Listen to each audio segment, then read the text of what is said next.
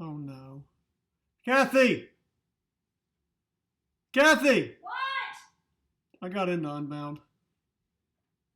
Alright, stop one on the road to Unbound.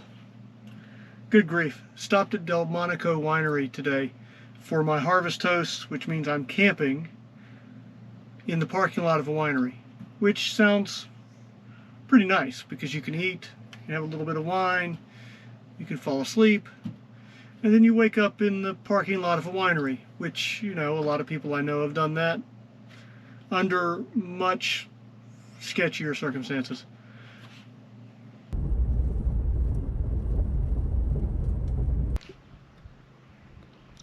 Sorry, I'm just trying to figure out where I am. So, I'm in Illinois. I'm at the Tarsha Homestead in Lebanon, Illinois. Day 2 of the Unbound Gravel Travel, whatever I'm calling this trip. This is day 2. So, Lebanon, Illinois. It's right outside of St. Louis. I'm staying on a farm, like a homestead. It has about 400 acres around it. And I've spent probably the last 7 hours driving, obsessing on tire pressures for Unbound.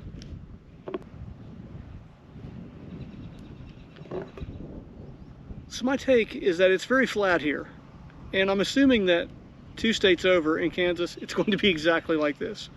No need to worry, except for the razor sharp gravel, which I probably should worry about because those tires right there, I don't think those are the right tires. It'll be fine because it's going to rain, and that means it'll also be muddy, so I'm sure that that's perfect too. So, Unbound, here I come.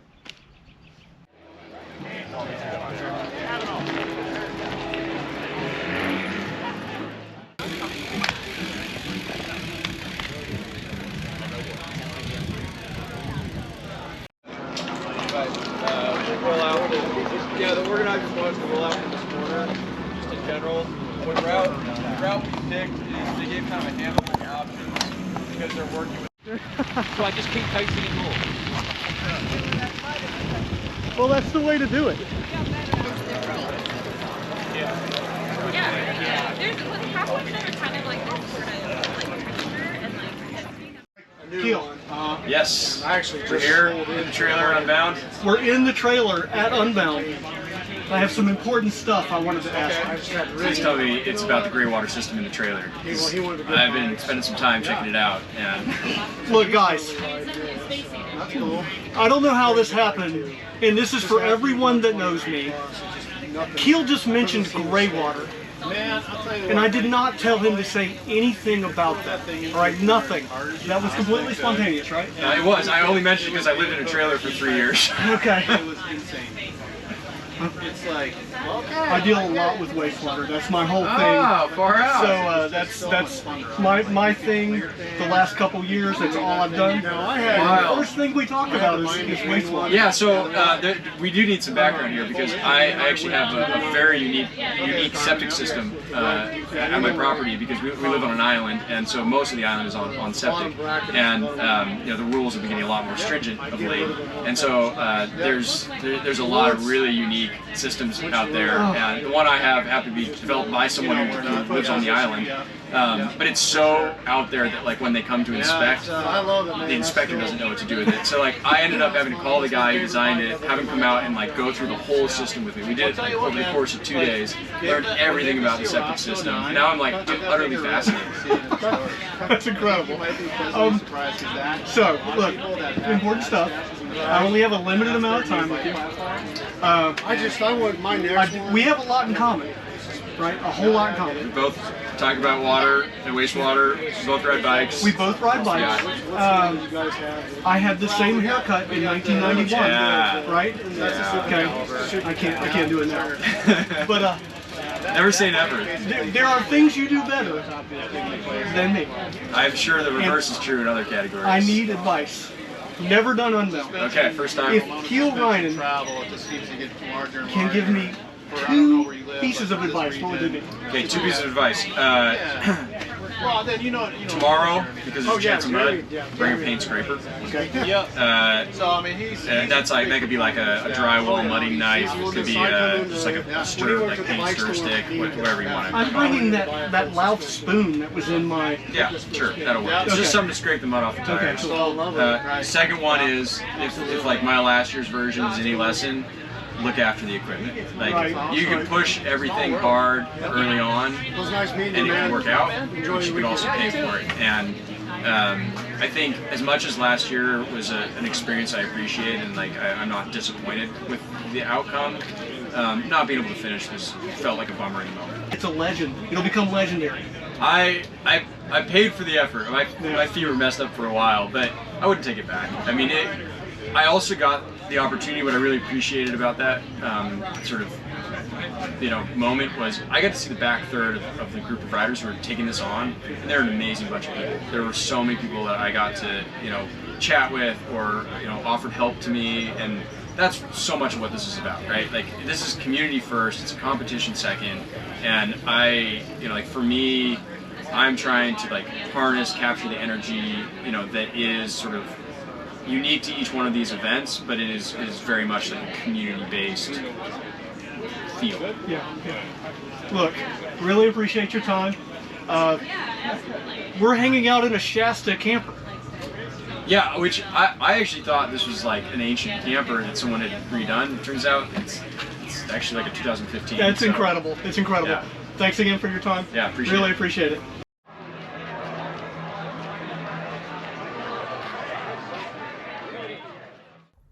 So it was a crazy busy day today. The expo was nuts. The group ride was nuts. And I am so excited. We roll out in about 8 hours.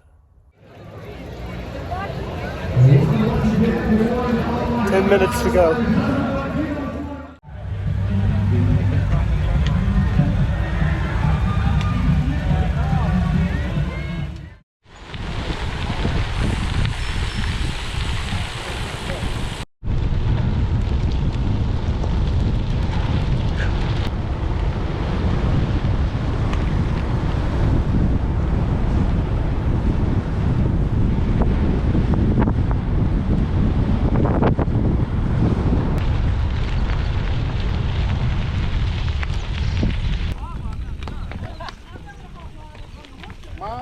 What mile?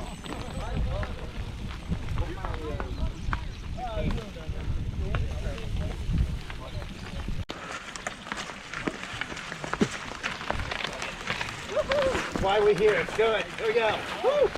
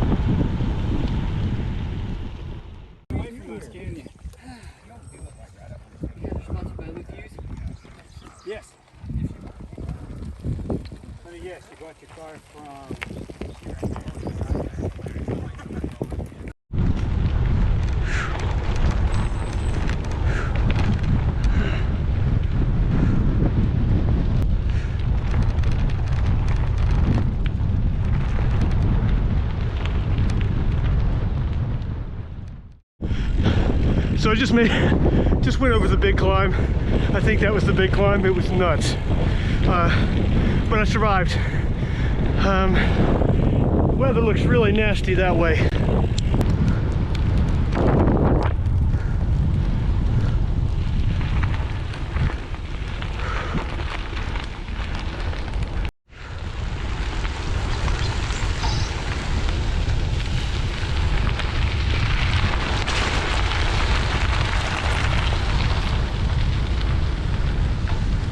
Oh, they've done something weird to the gravel.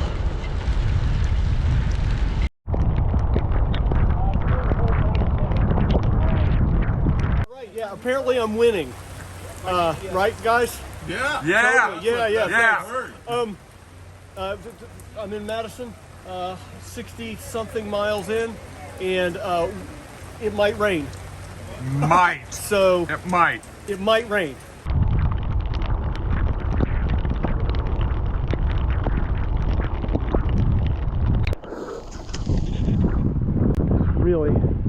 Really raining.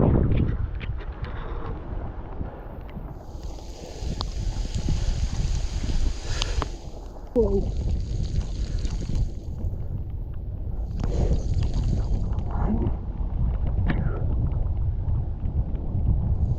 Oh, crap.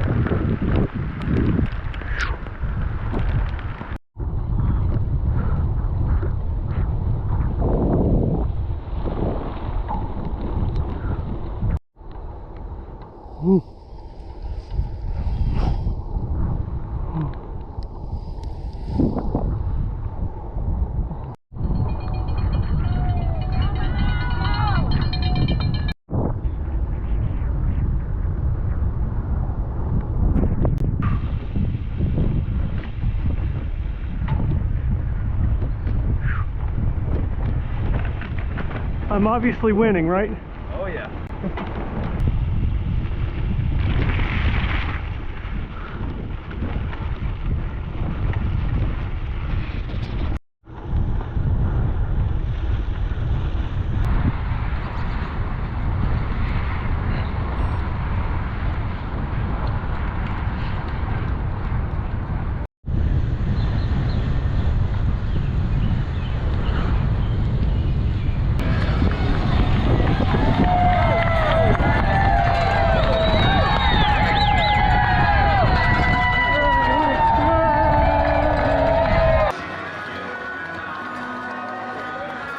Congratulations, riders. Welcome back to your finish line.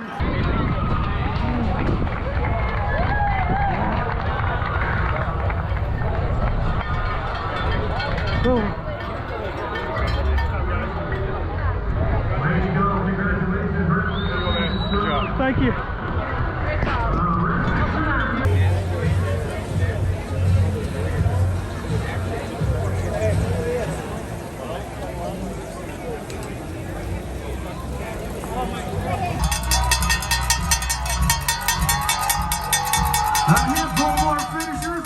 So I'm here at, oh God, Isaac, what's the name of the shop? Gravel City Adventure and Supply Company.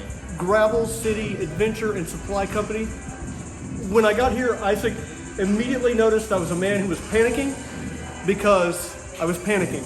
And I was so worried about the tires and everybody told me I'm doing the wrong thing. Isaac, what did you tell me?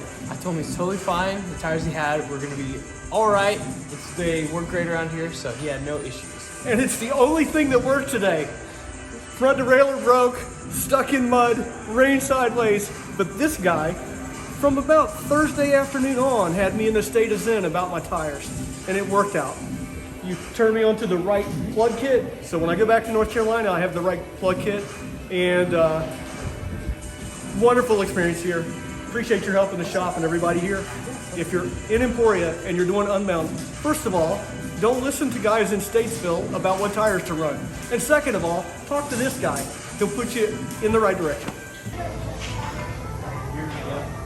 You know where they are.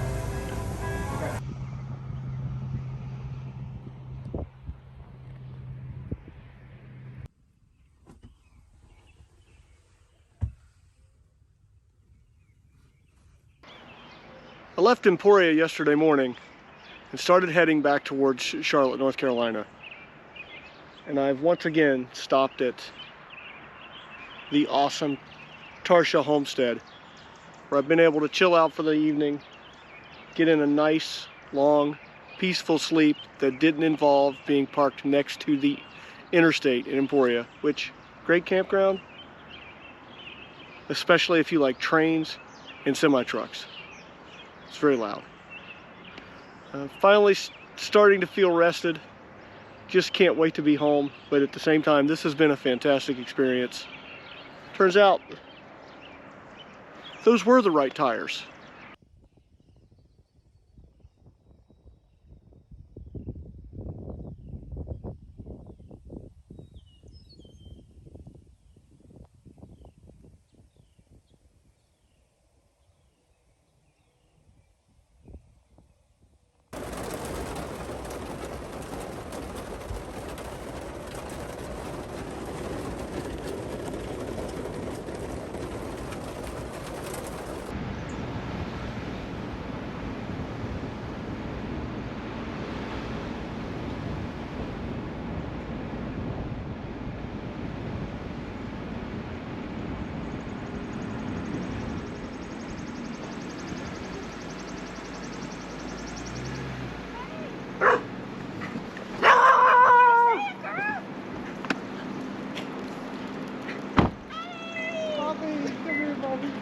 Hi, buddy.